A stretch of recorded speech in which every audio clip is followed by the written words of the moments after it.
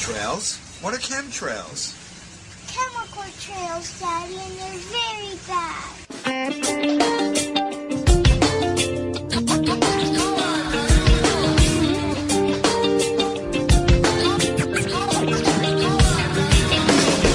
I look up to the sky. Can you tell me why? Hello, this is Dane Wigington with GeoEngineering Watch Radio for the week of April 11th, 2015. We'll get to calls as fast as we can. Want to take as many as we can, and if you call in, try to have a question prepared that we can answer as concisely as possible, and we'll try to get to as many people as we can during the show. Certainly want to try to answer all the questions we can and cover as much ground as we can. Got Russ with us today, as always. My thanks to Russ for everything he does for the cause. He's very, very dedicated to it. And we wouldn't have the show without Russ. So anyway, my thanks to Russ and Global Skywatch website for their assistance also. The spray assault continues. Certainly, I hear every single day from so many places around the globe that are being slaughtered with the ongoing aerosol assault in our skies, and people are finally waking up. There's no question about that, but there are certain groups of people that I will give a little more detail on in a minute that I've met with in this last week that are particularly in denial and apathetic. And it's not the groups you would imagine that should be in that position, but they are. I just took a 4-day trip to meet with certain people on this issue that are being hurt, especially here in California, people who should already be aware of the climate engineering issue, but unfortunately are not. So I met with some of the large rice farmers that are located along I-5 in California, and certainly the rice growers are being hurt horrifically. One group was very receptive, a couple groups a little less receptive, and one group completely rejected any notion that anything could be going on. And even though they're being hurt horrifically, they just simply don't want to face this reality. But still, actually the biggest growing firm of all was very receptive to hearing about this issue, and I left a lot of data and DVDs with them. I've also, in the last 4 days, had a meeting with U.S. Forest Service people in 2 locations, U.S. Park Service, some of a fishing commercial fleet location in Bodega Bay. They were quite receptive to this issue. And again, whenever you're taking a trip or going anywhere or places where you think people might be concerned or in need of awakening, always bring materials with you. And again, even if I'm going to meet specific people in specific places, I pass other locations on the way, and I definitely always make it a point to go in and sound the alarm, whether it's perhaps a large church, if there seems to be groups there, or again, along the California coast, a lot of the fishing, the logging, all are being hurt by this issue. So it's good to always arm yourself with data and pass it on when you see any location where someone would be concerned if they had a clue. Now, driving along some of the locations there, you see huge road expansion projects going, and this is astounding. This is, in fact, for a lot of people, when they see big construction going on, high-rises being built, it somehow gives people the feeling that everything's going to keep plowing forward no matter what. And that's simply an illusion, a delusion at this point. Just because the snake continues to eat its own tail doesn't mean that that's going to go on very much longer. It's not. It's absolutely not. So the big new bridge that heads into the Bay Area in San Francisco and some of the big road projects in Northern California I just passed by, massive projects, hundreds of millions of dollars. And this, again, gives people the illusion that somehow this is all going to keep going forward. It's not the case. This current paradigm is not going to continue much longer. It's completely flawed, absolutely completely flawed. And when people look at this new construction while they ignore the trees dying on the sides of the roads everywhere, in fact, along Highway 1 in California, which was once an incredibly green, lush drive, dead trees are absolutely everywhere. In fact, below Fort Bragg in California, there was many, many miles of groves of absolutely stone dead trees, hundreds in each location. And they are actually taking those trees out with massive crews, with tub grinders. For those that don't know what a tub grinder is, it's a massive grinding machine that grinds up stumps and everything because they're ripping out the whole groves. They're dead. $1 million homes along the coast now completely exposed because the trees all around them are stone dead. And yet, in spite of this, in spite of the, quote, environmentally minded people that live along the California coast in places like Arcata, which I just came from, some of these quote-unquote environmentalists are the most difficult to reach of all by far. And I consider myself an environmentalist to the gills. I mean, my preserve here on the east side of Lake Shasta that we've done a lot of work on, I had cost share programs from some federal agencies that helped me do habitat restoration work on my land. I mean, I've been an environmentalist since I was a kid.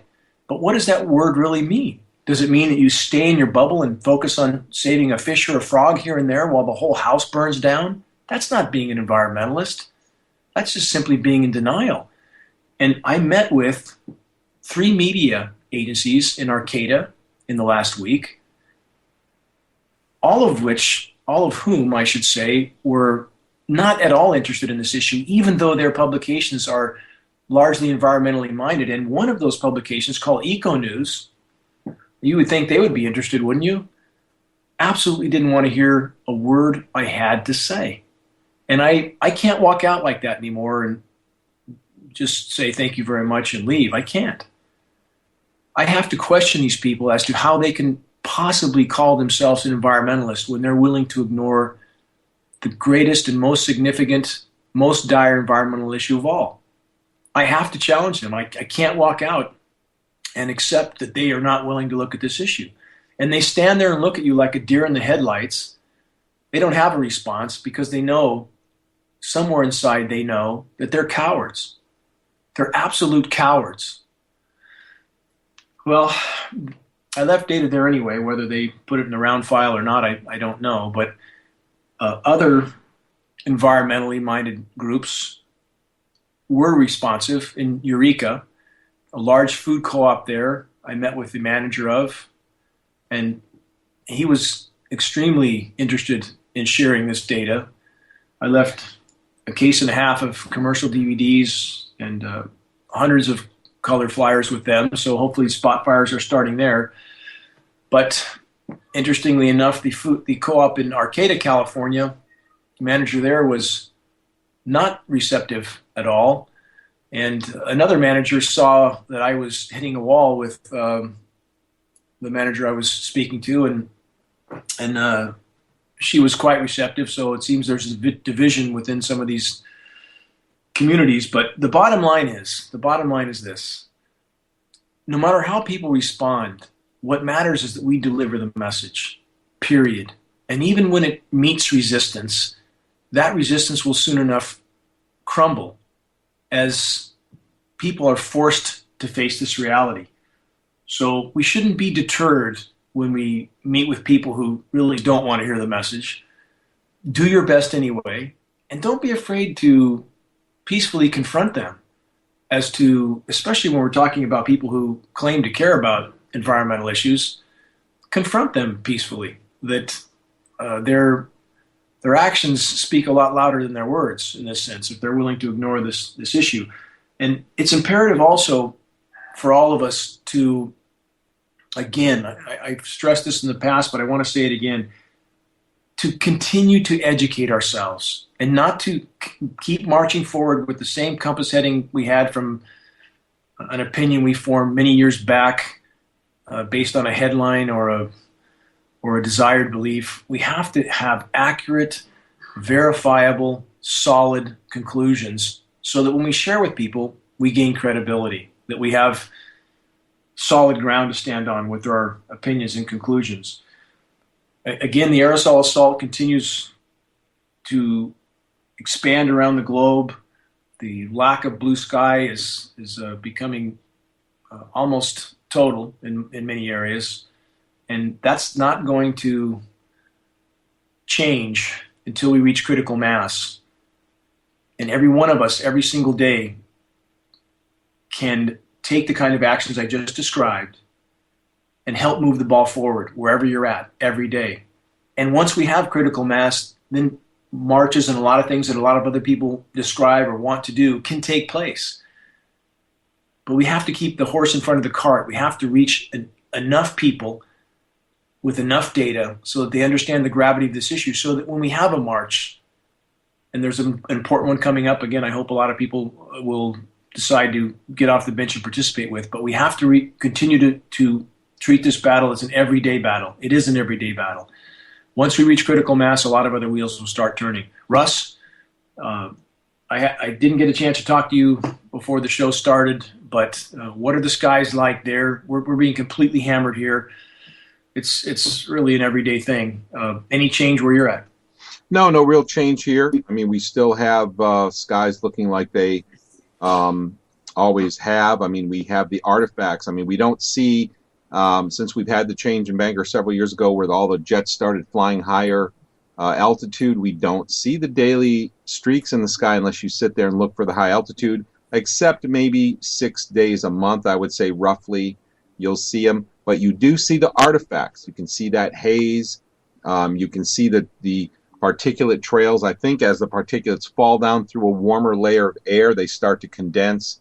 And so you see trails form at lower altitudes where there was no visible plane. And I think that's what's probably going on in those cases.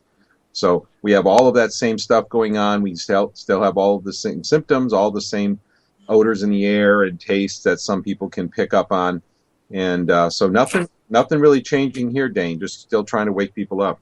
Again, it's important. You brought up an important point, though, that the horizon-to-horizon in-your-face trails are only a fraction of the total climate engineering scenario. That when we see these featureless skies or the haze or even the shorter bright trails that dissipate into the silvery white skies, that's all climate engineering.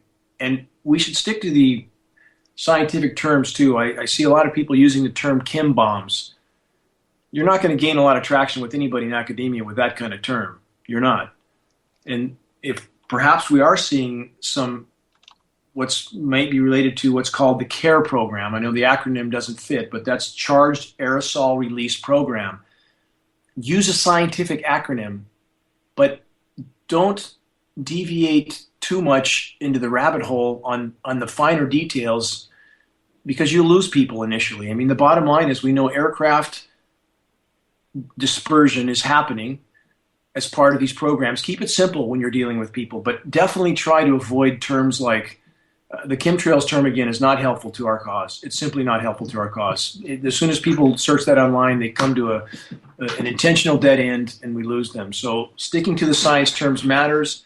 Again, the chem bombs term, which I see a lot of people using, I hope that term is avoided. And when people don't see a trail, they it seems assume that there's some sort of other method of dispersion going on, but the shorter bright trails are also sprayed disbursement. And I don't think that there's that many other forms of dispersion going on. Even the CARE program, the Charged Aerosol Release Program, there may be some of that going on, but I think it's a small fraction, very small, compared to the very straightforward aircraft dispersion methods. So the bottom line is let's continue to educate ourselves and to use the correct science terms to help us to gain traction. So, Russ, unless you have anything else to go over, can you give the phone number for the call-in?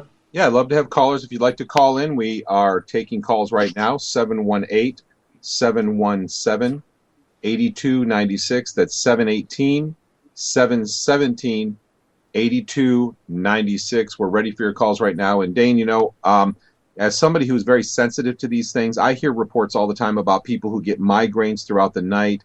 They get migraines. They wake up every 2 hours at night. They can't sleep. They feel anxious. They feel depressed. They feel listless and tired. There's nothing they can do. And as someone who's very sensitive to these, I can tell you that these are always, in my experience, always associated with particulates in the air, with these as these aerosols fall down to the ground. And I know when they're sprayed at higher altitudes, it takes some time. You know, what goes up must come down. And even if they're small, they're going to come down eventually. And I've seen days where it's crystal clear blue, a nice, relatively deep blue sky, unless you look off into the horizon, you can see the aerosols faintly up there. But 2 points that I would make is, first of all, even if you see a clear blue sky, that does not mean the particulates are not going in your nostrils at that very moment. I can attest to that personally, being someone who's very sensitive to it. The other thing is that you can look, if you look off into the distance, you can think about when you see these aerosols in the sky, Dane, you see these things that spread out wider than aircraft wings, which are, 200 feet wide. Some are much wider. Think about the amount of material that's being released. They look like little specks to us on the ground, but this is an incredible amount of material.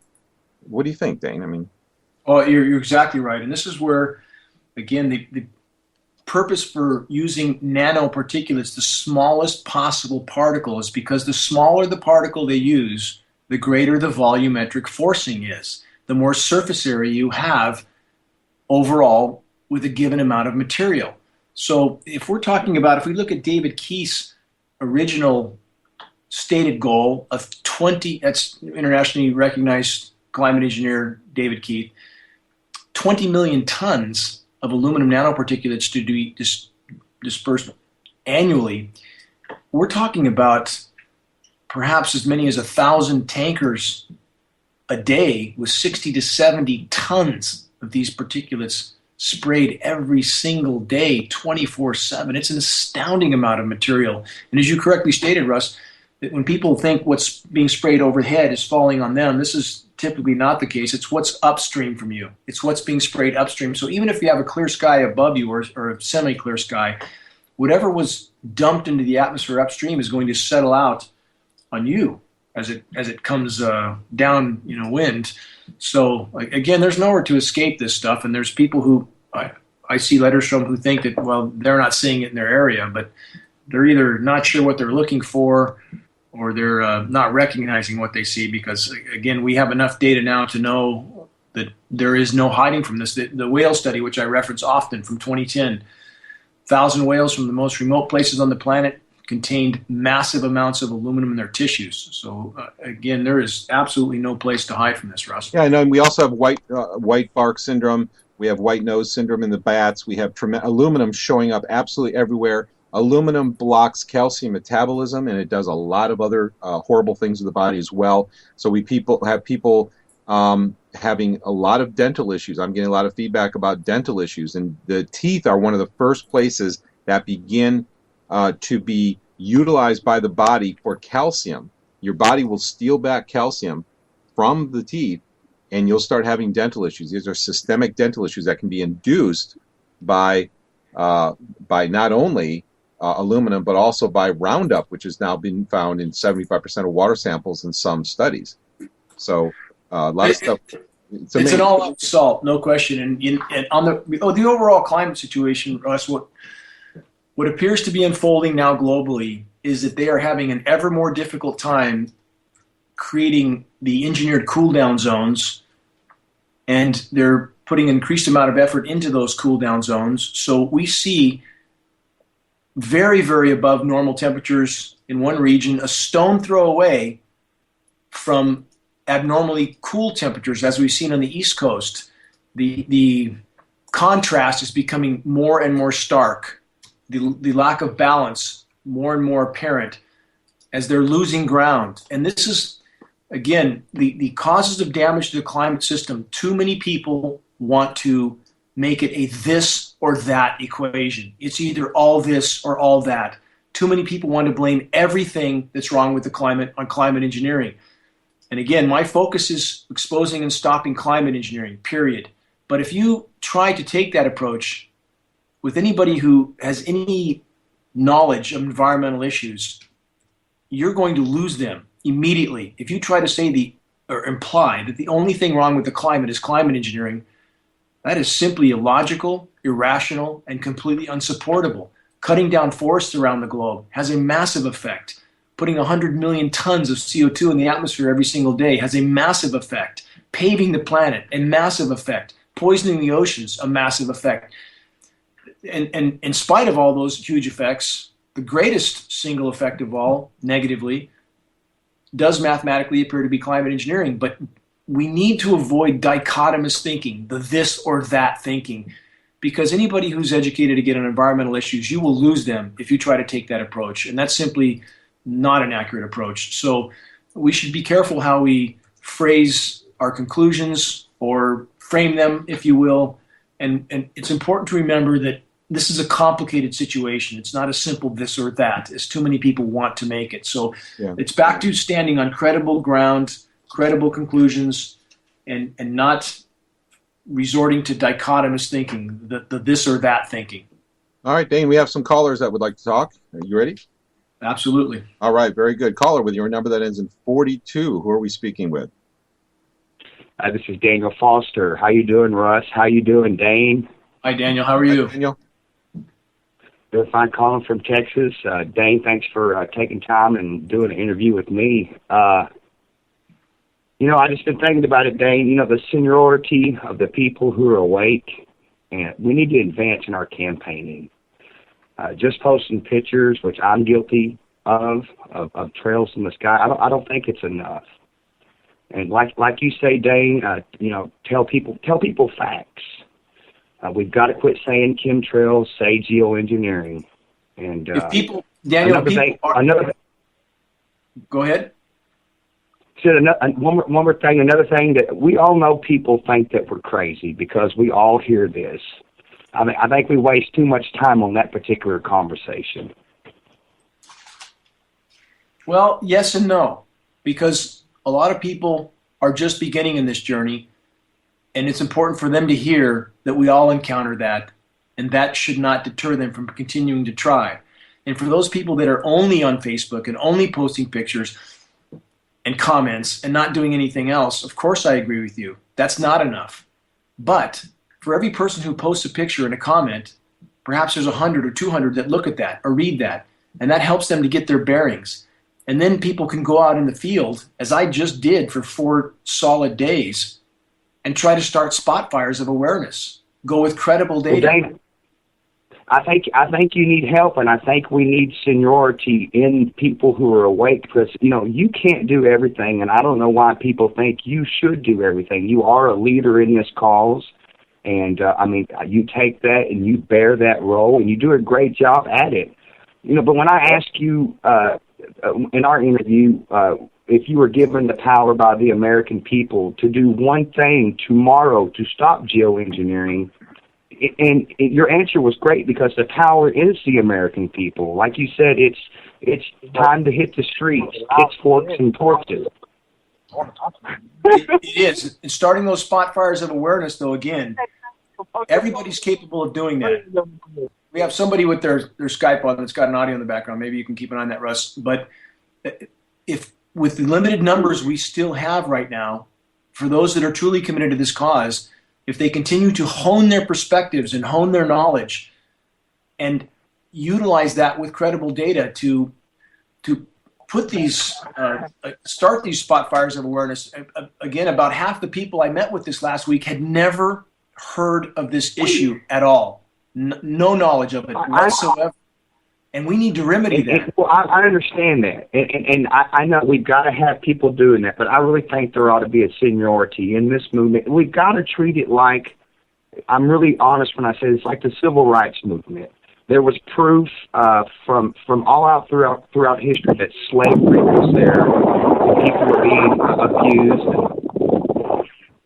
Hello? Hello? We got some serious background noise, Russ. Hi, guys. When you call in, please try to keep your phones really quiet, okay? We're trying to keep background noise low, but go ahead. Thanks, Russ. We've got, Dane, we've got to hit the streets. And, you know, like you said, in regards to the majority of these environmentalist people, I think they're just culture junkies and people who are trying to be trendy. You know, it's just something for them to do. Hitting the streets, tracking these planes, group storm, rain testing, making funding available for this stuff I'll sell CDs. You need to sell T-shirts. I mean, I know you're doing it, and I'm not saying that you're not. I'm just really committed to your calls, and I'm ready for some turbo, a jet fuel engine in this deal because I'm ready to go to Washington with you, brother. Well, you know what? I'm of course for everyone hitting the streets, and they need to. But to try to organize something that there's not enough people to organize at this point is not necessarily counterproductive. Again, I've been asked to go different places that might take 4 or 5 days away from my normal activities, which involve maybe a half a dozen radio shows that might reach how many thousand people. Is that effective for me to take 4 or 5 days away to meet with 50 people someplace, as opposed to reaching thousands over the course of radio and articles over that given same period? So we're at the point right now where we still need to start those spot fires, and there should be many, many tips to the spear, not just 1 or 2. Every single one of us can be a tip to the spear if we simply operate in our own area at this point in time, fighting like the colonists did from behind rocks and trees. They didn't line up like the British. That's right. That would have got them slaughtered.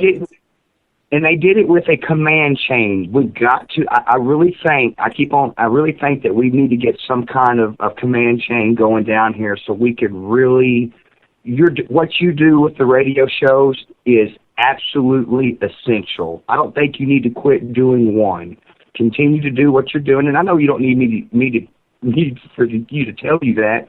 But I'm just trying to figure out how we can establish rank in this cause so we can have people who can help people get things done as we continue to grow here. But in each given area, though, again, in your area, Daniel, I mean, you can be that tip to the spear in your area and start to dictate to others what actions they can take in your given area to wake people up in that area. So we have so many spot fires all over the landscape that it merges into a blaze that can't be put out. And that's why we have a geoengineeringwatch.org, and the left column near the top, the flaming arrow link and the activist suggestion link to lay out clearly what people can do in their given area. So again, that there's not one head to the spear, but many, many heads to the spear, that all of us can be leaders in this movement. And that's right. On that note, again, those instructions are there on the flaming arrow link. It's all laid out. If that link is sent out with the introduction letters there, the credible other links are in that so that people have what they need to look at so that we can reach these people that have absolutely no clue that this issue is going on. They've never even heard of it. And we need to remedy that as fast as we can.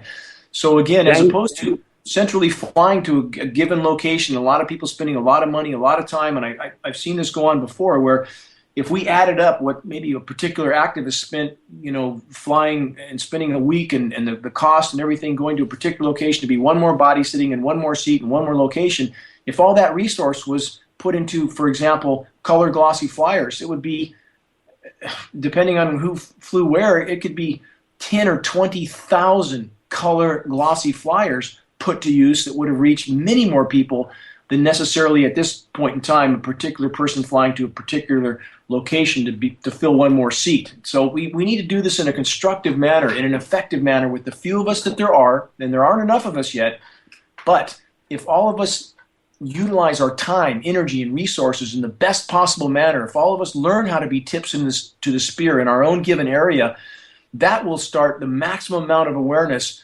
until we reach that 100th monkey, and that's what we need to reach. Well, Dane, thank you so much for your time today. I will continue to be a tip of the spear here in Texas, and continue to do what you're doing.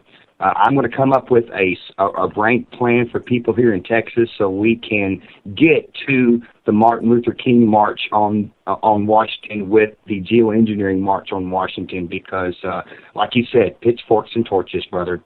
Thank you, Daniel. And hey, when we reach critical mass, nobody will need to wonder what's going on because people will be taken to the streets. Attorneys will join our cause. Everyone who realizes that they are going to go down on the ship with the rest of us, we simply reach critical mass. All these components come into the equation automatically because people will realize they will not escape our common fate. So again, so many wheels will begin to turn by themselves if we simply reach critical mass, but that has to be done effectively. It's not going to be done posting on Facebook without getting out and knocking on doors I do it all the time, all the time. There's not an office in Northern California in our region that I haven't been into, whether it's chiropractic, health food, backpacking, hiking. I've been in every single place multiple times, leaving data again, trying to wake them up again. We all need to do this. All of us need to engage in this. So, and as we do, we will reach that breaking point in which this issue becomes common knowledge, and we need to get there as quickly as possible. But thank you, Daniel. Dane, thanks for being a warrior. I believe you'll go down in history books, and thanks for your time. It's all of us together, Daniel. Thank you. All of us together. Bye. Thank you, Daniel. Good to have you calling, and great to have you working down there in Texas. It's going to be all of us working together, like Dane says. Caller with your number that ends in 85. Who are we speaking with? Caller with your number that ends in 85. Can you hear me? Yeah, hello, Russ. This is Gary. Hi, Gary. How you doing? Hi, I tried something else getting the word out. I had bought what do you call that? What's it name there? Now I got it with me. You know no, I don't have it on me. You know when you sing along with the karaoke on the microphone? Yeah, go ahead. Okay, I was using that to use the microphone, and as I was driving, I had the microphone in my hand as I drove, and I was saying, "Look up! You guys see the lines in the sky?" And it was coming in pretty clear, so I was kind of embarrassed a little bit. I just kept driving down the road. So there's another thing I was trying to get the word out. There's no bad methods to raise awareness, Gary, and it's certainly, if you can get people to look up, that's a step in the right direction. You also might consider, again, having a credible piece of information to pass on to people can be very, very effective. It's probably the single best key to the door, if you will. So that's why, again, encourage people to use flyers. We have our example flyers at geoengineeringwatch.org. You can download for free, print locally. If you find the right print shop, it can make a big difference on cost, very big difference. I mean, if you find the right shop, Color FX is a very, very inexpensive source to order flyers from. If you order quantity, their cost on color glossy flyers is extremely reasonable. And if you have those with you, it can save a lot of your breath. You don't have to go and do long rants with people. You simply pass that flyer on. In fact, it's more effective if you don't go into a long rant. If you simply say, there's very, very cataclysmic programs of climate engineering going on. The media is not telling us about it. Government's not disclosing it. It affects all of us equally. Please investigate this. It's a very dire issue. Something simple like that, you pass the flyer on and you walk on. And that can be some of the best, most effective ways to plant seeds. Hey, Dan. Dane, sorry. Dane, what about, you guys did a thing with the Weather Channel. Why can't we do that at Air Force bases, just like with what you did at the Weather Channel? I mean, is there a way? Because I want to try to put in a flyer to get people to join at an Air Force base to get some disclosure of what's going on in our skies. I mean, they know what's going on. The Air Force bases. Well, actually, Greg Palin did that. He deserves the credit for that in Weather Channel. That was his effort. And I'm grateful to him for that. As far as the Air Force bases go, there is one already being organized here at Beale Air Force Base. I'm in communication with those activists now. I'm going to supply signs to them. And you need to get a permit. You need to communicate with the base first. And okay. They've done this. And this keeps us on their side. And it has the greatest chance of putting them on our side. To communicate with the base, to find out what their criteria is.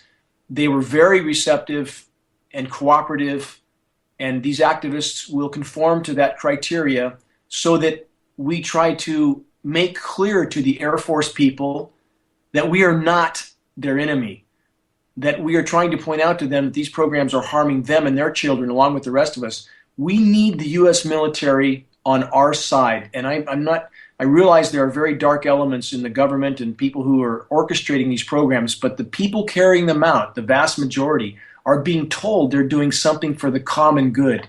And we need to reach them with the reality that this is anything but the truth. So the airbase protests are a great idea. Again, one is going here that we hope to have a great success with. But it's imperative to communicate with those base people to find out what the criteria is, where you can be, and do it in a manner that helps them to see that we are the rational ones. We're the ones simply trying to sound the alarm on something that is cataclysmic for our planet, our families, all life on Earth. So again, all those things need to be exercised, and people in each individual area can organize this on their own. And I encourage all to do so, because we need everybody carrying the ball forward wherever they're at. Okay, even with you have to have a permit. You can't do.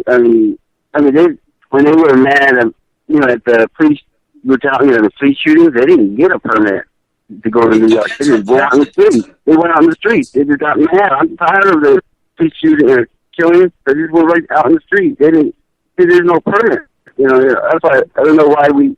It only depends on where you're at. Gary, it only depends on where you're at. They're going to be right in front of the base entrance, okay? So it just depends on where you're at. If you walk out the street, share information, you don't need a permit for that.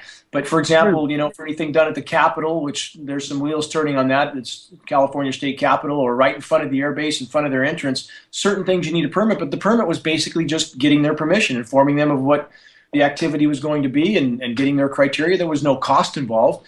So again, it's trying to do things in a manner that, especially where the U.S. military is involved, that makes clear to them that we are not their enemy, that the vast majority of people involved, our military brothers and sisters, are being told a blatant, glaring lie in regard to these programs. Those are participating. And we have a lot of private contractors participating in this as well, many private contractors. So, but all the above is important. Again, sounding the alarm in every effective way we can, every credible way we can. It's all moving the ball forward. It all needs to be done. So thanks for your efforts, Gary. And again, those activist suggestion links and the flaming arrow link is also a good tool you can use from your home computer that matters as well. Right. Well, I could take your flyer, right, and make copies too. Right? I can print out copies of it. Absolutely. It may be even cheaper. Download it free, and you can find places to make color glossy flyers if you order enough for a very, very inexpensive amount. And we have a small informational card that will be posted there you can download soon too. So the download's free, make copies, and you'll find that to be a very effective tool. Okay, thank you. Thanks, Thank you, Dane. Great, Gary. Thank you so much, Gary. Appreciate all the work that you're doing. Caller with your number that ends in 20. Who are we speaking with? Bob from Texas. Hi, Bob. Hi, Bob. How are y'all today? Good. How are you? What's on your mind? Well, I agree with you completely, Dane. I have run into just brick walls with representatives, with Congress, with that kind of thing. We need to reach the people who are actually involved in these programs. I put up a page on Facebook called Chem Pilots Repent, where I'm encouraging people to share their own stories as to how chemtrails and these geoengineering efforts are affecting them personally. A lot of people do understand that it is affecting their health, and I would like to appeal to the people who are in these programs to please rethink what you're doing, because you are completely destroying the planet and you're harming your own children at the same time. On that note, again, there's a man in Fresno, California. His name is Mario Ramirez. He came all the way to Costa Mesa to the CalJam event to hear the presentation on climate engineering. Former military, 4 years. He made it clear that all those he was associated with knew these programs were going on. Now he's out of the military. He's completely committed to this cause.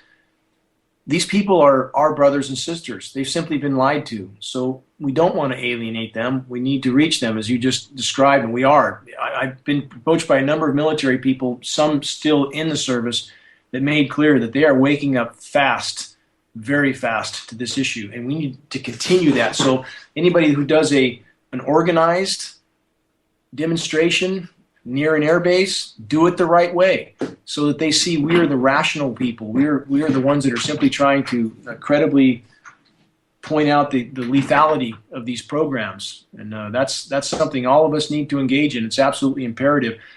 And the effort to, on the long lead scheduled weather maps, the effort to keep the eastern U.S. cool while the rest of the world continues to bake overall, this is a psychological operation to divide the American population, and that trend, at least for the moment, appears to be scheduled to continue. So it's important that people understand how engineered these scenarios are we're facing, that the geoengineers are having an increasingly difficult time cooling zones no matter how much toxic material they throw at them.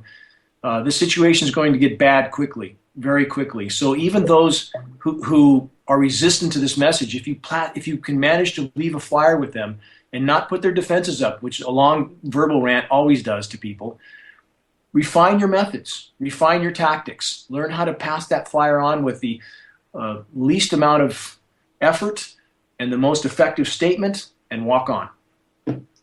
Exactly. Another point I wanted to make, you were talking about, and we've been talking specifically about the military and their efforts in this, but aren't commercial aircraft also being used in these efforts? Absolutely. That's what I stated before. There's a lot of private contractors involved, and we know that they're involved. Flight Tracker 24, Lufthansa, these are the aircraft that have been identified leaving sprayed particulate trails. Lufthansa, FedEx, Southwest, AA, they're all involved. If people look at Project Cloverleaf, that appears to be the outline for the use of commercial carriers. Why wouldn't they do this? Of course, it's a way to artificially stimulate the economy. It provides cover for them by saying, well, look, these commercial aircraft are leaving trails too, so that provides them an excuse of trying to pretend that this is not a sprayed particulate dispersion. But we're not implicating the commercial pilots. That's important to state, because if you try to do that, we don't think they're involved. These sprayed operations are certainly controlled from a central point as far as the spray dispersion. It's not pilots in a cockpit pushing a button. We don't believe that's the case, never have believed that. Data indicates that's not the case. If you're not clear about that with people, and I've heard one person on a radio show that made that claim, and then of course 4 pilots call in and say this person's out of their mind. I don't have anything to do with these programs. So it's important to understand the various details regarding this. But as far as commercial aircraft being used, absolutely the case. It's part of the programs, and we would be. It's just the fuel that's being used in the commercial airliners, right? That is creating these particulates. Not necessarily. Now, I think again, data indicates that fuel additives are a part of this equation. The insider I spoke to from Oak Ridge Labs, an architect in these programs, again, his name is Jim Phelps, and I kept his name confidential for a while, but it's been released since then. People can Google dialogue with the Geoengineering Insider. They can see this conversation, but he confirmed what we already believe, that fuel additives and sprayed dispersions are both part of these programs. But in regard to commercial aircraft, when we see them turning on and off, this indicates that this is a sprayed dispersion. And we have pictures of nozzles behind the aircraft now, so we know both are going on. It's not just one or the other. And the same is true with commercial aircraft.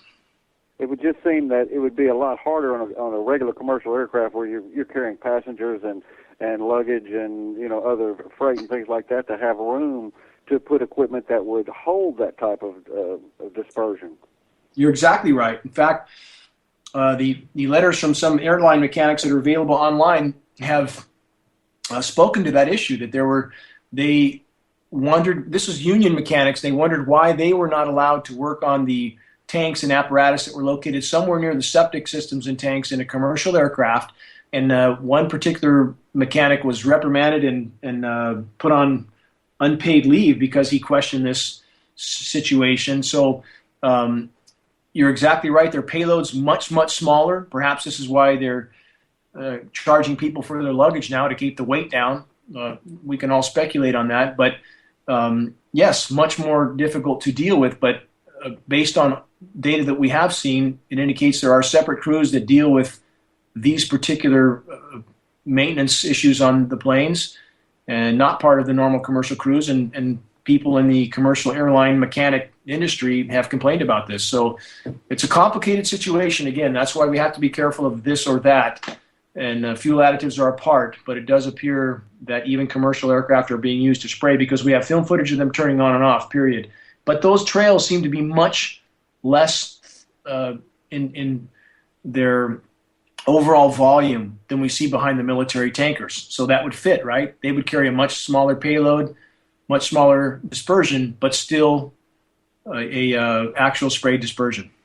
Sure, yeah, makes perfect sense to me. I'd just seen a great video that was explaining how aluminum oxide is introduced into the engine, in the combustion chamber, in varying amounts, where it had been done, where they could create the persistent contrail while the engine was standing still.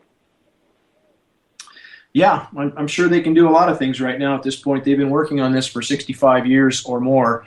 So there's probably a lot we don't know about these programs, but if we keep it simple for people when we introduce it, the bottom line is they're spraying our skies for solar radiation management, climate manipulation, weather warfare, and everything they put up comes down. We're breathing it. It's contaminating the entire planet, shredding the ozone layer, disrupting the rain cycle. A few basic points when you pass on a flyer, and you can get people's attention. And when you walk away, they're reading that flyer just about every time.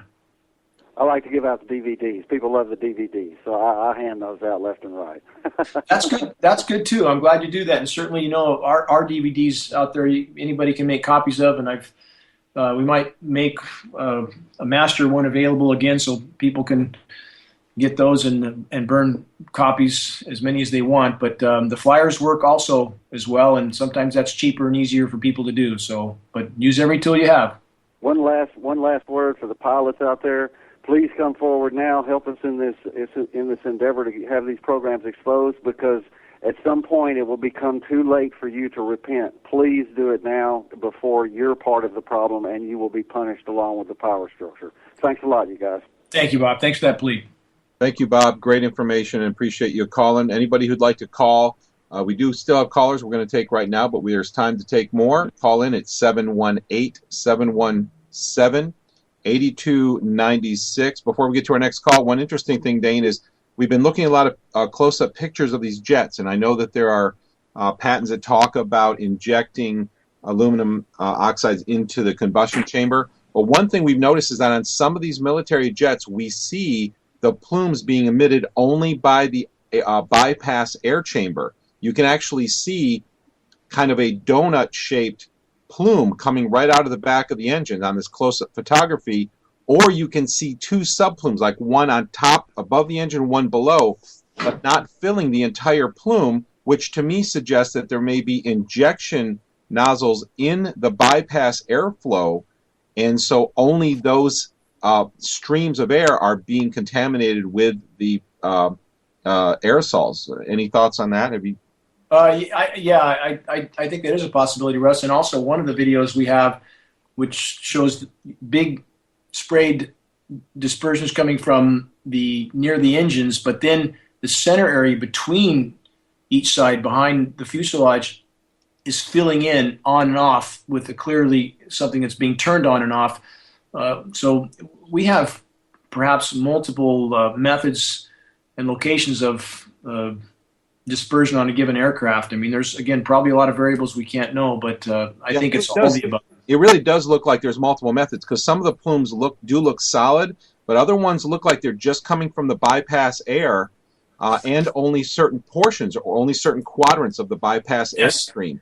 I agree. Yeah, so I mean, that to me, I mean, when these people are claiming, oh, these are condensation trails being caused by the combustion of gas, well, in the bypass air, for those people who don't know, in the bypass airstream, there is no combustion.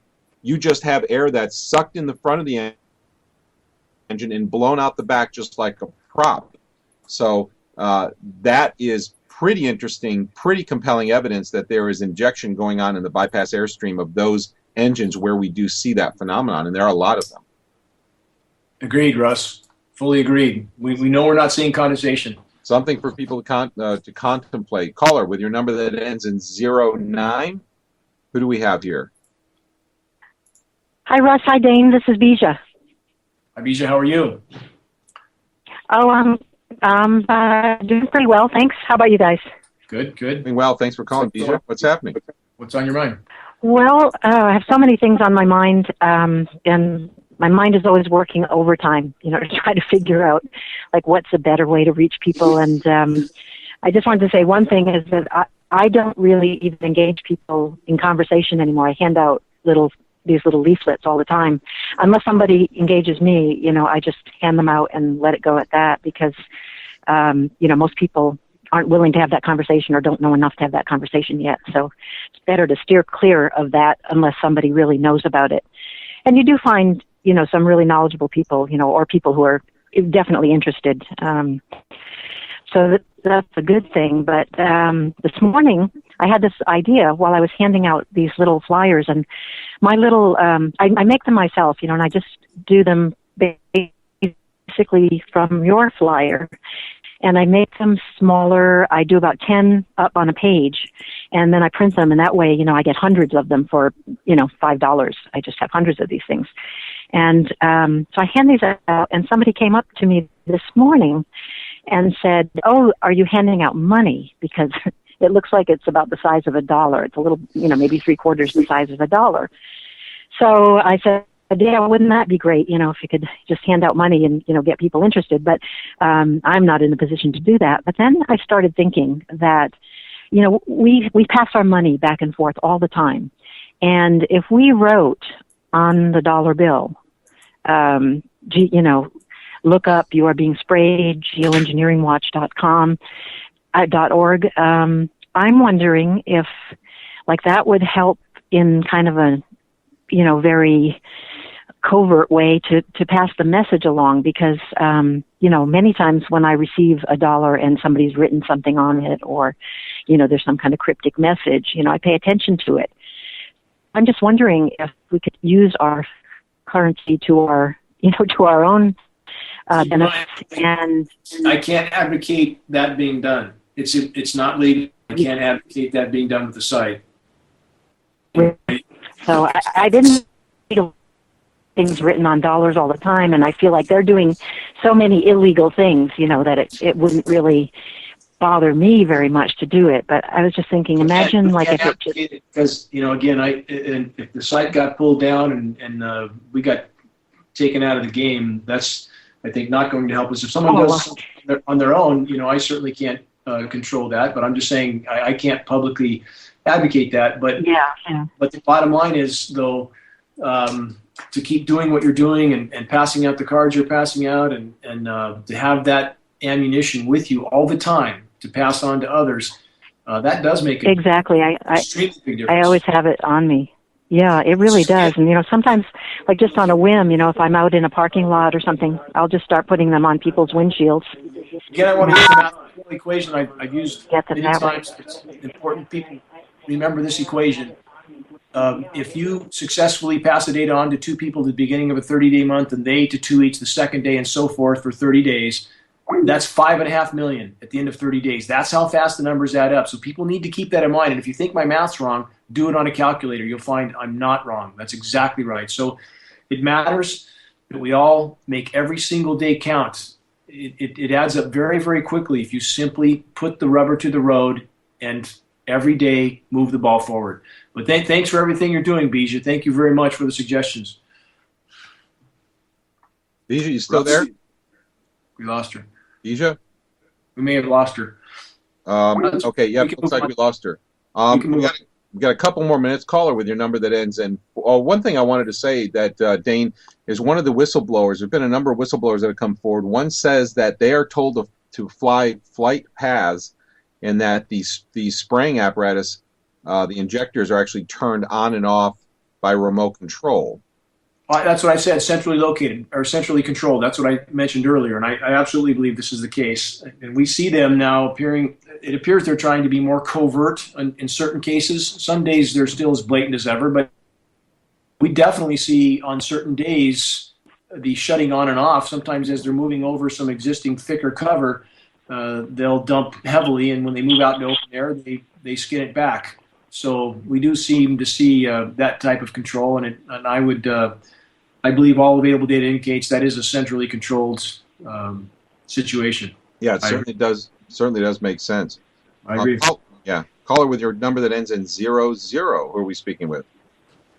Yeah, this is Dennis Kayer in Arizona. How you doing? Good. Thanks I've for got calling. two basic questions.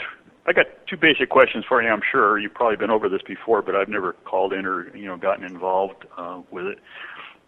Is this city specific, or is this just the whole United States? I know it's worldwide, but basically, is this area wide? Or because I noticed that they spray over us. I'm north of Phoenix. I'm about 80 miles north of Phoenix, and it seems like they spray directly over. And if I look to the north, there's nothing much going on out there, and there's nothing out there. So are they spraying with the idea that this is going to end up in Phoenix primarily, or is this a citywide deal, or what? First of all, yes, it is global in scope. You're correct on that. But regarding the scenario you described, something sprayed directly over a city is not likely to fall on that city. It would fall somewhere further east. But we have seen in enough cases what appears to be an effort to shade, if you will, certain major habitations, certain major cities. This may be directly related to trying to lower the daytime high temperature over those areas to further mask the full extent of warming that is occurring. Now, every time they do this, every time they spray, every day they spray, it makes the overall climate situation worse, not better. It makes the overall warming worse, not better. But it can help to hide, statistically, to hide the situation. And so if they're spraying over a large metropolitan area and they can lower the daytime temps a few degrees, that helps to mask the full extent of the warming that's occurring, while at the same time, again, making it worse. And we see this in the Gulf of Mexico, again, an example I've used often, where they use the chemical Corexit to hide the oil spill, to make it sink to the bottom. This made the situation, according to environmental impact reports, 52 times more toxic. But do they care? No, because it helped to hide the situation. So over some of the large cities, we have seen the phenomenon you described, Dennis, and I believe that's what it's most directly related to. They're trying to lower the daytime high, no matter what the cost of this activity, in order to try to mask the warming as long as possible. And nowhere do we see a more glaring example than the eastern half of the U.S. lower 48. Again, I encourage people to look at some of the postings I've done on this. It's the most anomalously cold zone in the entire world. How can this be? Because it's the most heavily geoengineered, and they are trying to cool that area. It creates the division and confusion as to the true state of the climate. I think that is most directly related to the scenario you described. Okay. One other quick question for you. I don't want to take up too much time, but have you ever, or do you see any benefit in trying to bring out a list or putting it on a map or whatever of the companies that are creating this material that's being sprayed? Because like you said, it's a phenomenal amount on a daily basis, and I cannot believe that it could not be tracked as to who actually manufactures this and putting out a list of companies. That would be an incredibly important thing to do. If we could say that definitively, you have to be careful when you make accusations, but what we can say for sure is after I monitored the aluminum futures after the Copenhagen Climate Conference and the Cancun Climate Conference, and in both cases, immediately after those conferences, future stocks in companies like Rusal Aluminum, Alcoa Aluminum, they went through the roof. They went up 25, 28% immediately after those conferences. So obviously some backdoor deals were made to expand the climate engineering even further. So such a list would be helpful if we could definitively say who should be on that list. So we're constantly trying to root out data. We can use all the help we can get. Yeah. Okay. All right. Appreciate it. I'll let you go, and thank you for your good work. Thank you, Dennis. Thank you, Dennis. Appreciate your call. Dane, we're down to our last 60 seconds. We got 30 seconds before we start on the outro. Yes. Final thoughts from your end, and then I'll go from there. What I would say real quickly is for people who wonder if they're spraying all over, being someone who can smell and taste it, I smell it up and down the East Coast, to Maine and Florida. I've driven it many times. Dane? Let's all just move the ball forward every single day. Make it count. This is GeoEngineering Watch Radio. We're here every Saturday at 12 time.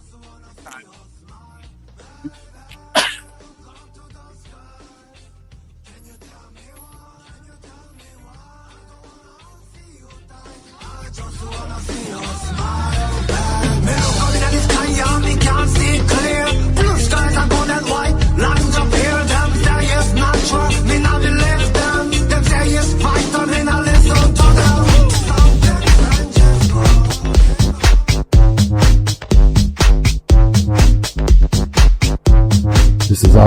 Network, and you're listening to UCLI.tv.